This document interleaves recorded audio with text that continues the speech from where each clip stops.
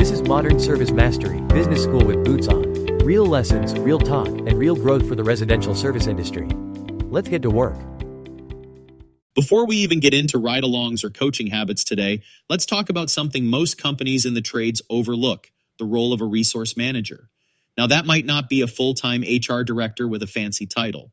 In small service businesses, it's the owner, the admin, or the ops lead who ends up wearing the HR hat, right?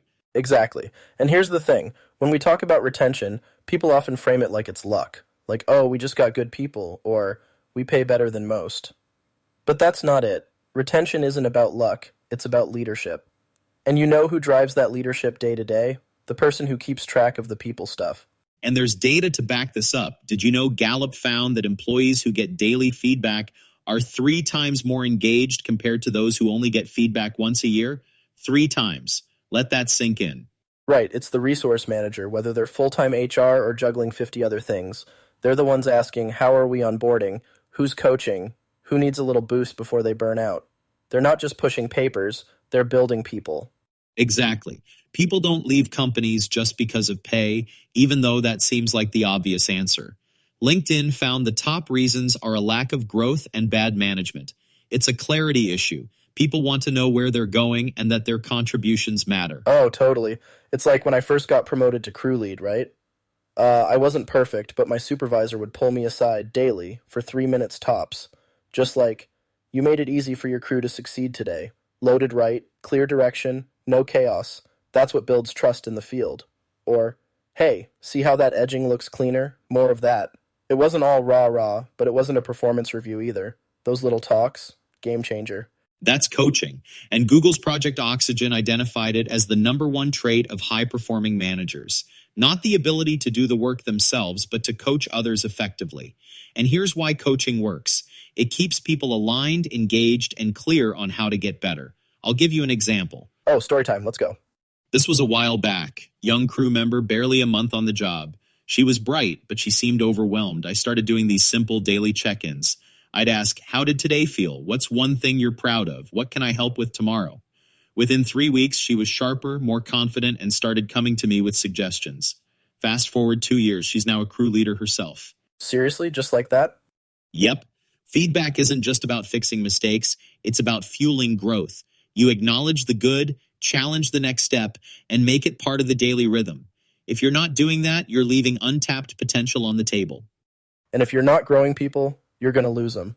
It's not rocket science. Daily coaching adds up, like compound interest. And trust me, it takes way less time than scrambling to hire after someone bolts.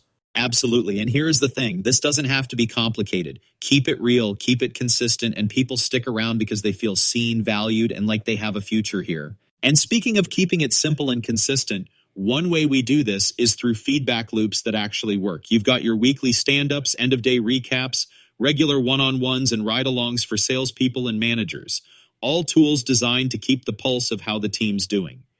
Data from Zenger-Folkman shows that leaders giving consistent, specific feedback for improvement and positive reinforcement are 30 times more likely to be considered great leaders.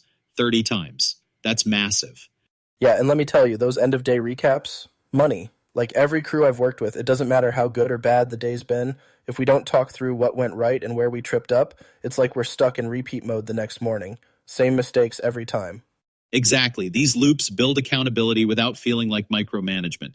Let me paint you a picture. One crew I worked with had weekly stand-ups, 15 minutes tops, where they'd hit 3 key things: specific wins, specific improvement areas, and a specific focus for the week.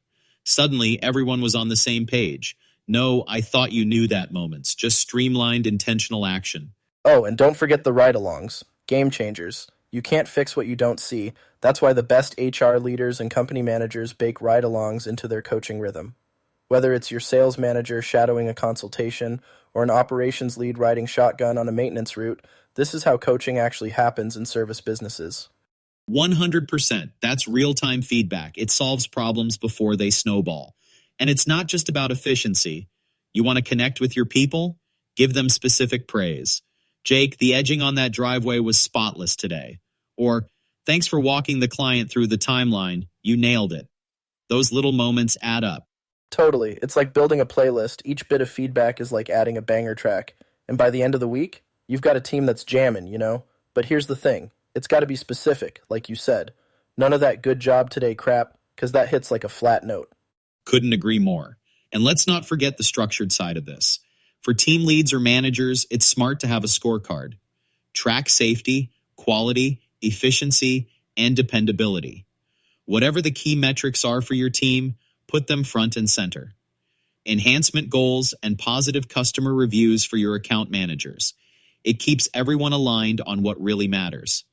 Yeah, and it makes it way easier to course correct. Like, do it now, not at some sit down 6 months from now where everyone's awkward and over it. Trust me, nobody wants a surprise. You're not cutting it talk. Exactly. Feedback isn't a once-in-a-blue-moon event. It's a system. Build a rhythm that works for you and your crew. Weekly loops, daily touches. Stay consistent and watch the transformation. Feedback systems aren't just about what's happening day to day. They're also about looking ahead. That's where something like stay interviews comes into play. These are what I call the crystal ball for retention. The Society for Human Resource Management data shows companies that use stay interviews regularly reduce voluntary turnover by as much as 40%. I mean, imagine saving almost half the team members who'd otherwise leave. Yeah, but let's make it simple for folks listening. This isn't some drawn-out, long, sit-you-down kind of thing. The best ones I've done were casual, like lunch break, couple of quick questions, and boom, you've got insights that stick with you. Exactly. You're asking before problems pile up. My go-to questions are things like, what's making your day harder than it needs to be? Or, when was the last time you felt really proud at work? Because here's the thing. These questions uncover frustrations or hidden needs that might seem small, but are deal breakers over time. Oh, I've got one for you. A couple months back, I sat down with this guy on my crew. Total rock star. I asked flat out, if you got an offer somewhere else today, what would make you stay here instead? And you know what he said? He wanted to run the morning safety talks. That's it. He didn't care about a raise. He wanted to lead something that mattered. That's a great example of a micro-growth path. Sometimes it's not about promotions or pay. It's about giving someone the chance to grow in place.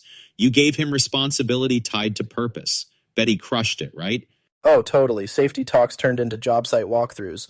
Then we had him train up a rookie, and by the end of the season, this dude was basically running a mini crew. Morale went way up, and not just his. The whole team stepped up. That's what I love about micro-growth paths. They're about creating small wins that build momentum.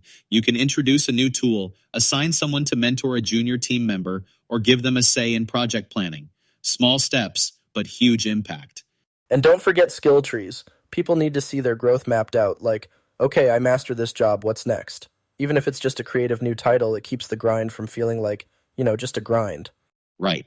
Growth doesn't always mean a promotion. It's about showing people they're getting better and building something they're proud of.